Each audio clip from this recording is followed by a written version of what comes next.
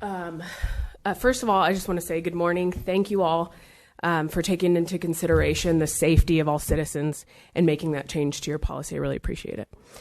So first, I want to remind the board and the public of two of the ethical standards that each member of the board commits to.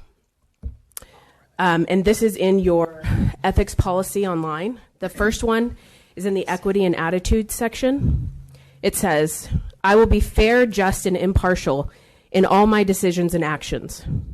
The second one is in the trustworthiness and stewardship section, which says, I will make no personal promise or take private action that may compromise my performance or my responsibilities, and I'm assuming that means responsibilities on this board.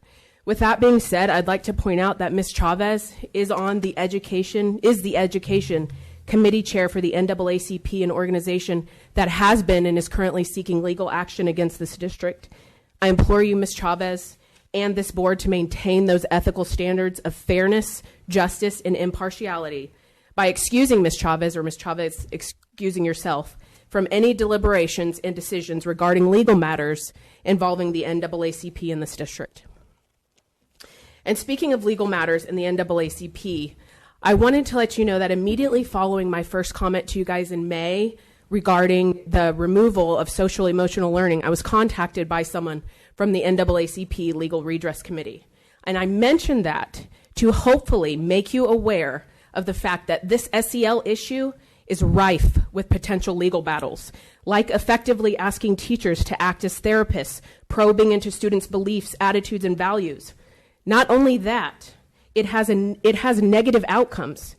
A recent New York Times article on this issue titled, This is Not the Way to Help Depressed Teenagers by clinical psychologist Dr. Darby Sachs cited 3 studies involving tens of thousands of teens, which found students had worse mental health outcomes from being steeped in the system of therapeutic education known as SEL.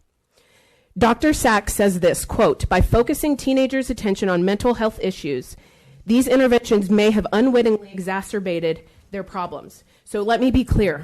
My goal here, and what I'm asking you all to do, is to remove this toxic therapeutic educational practice.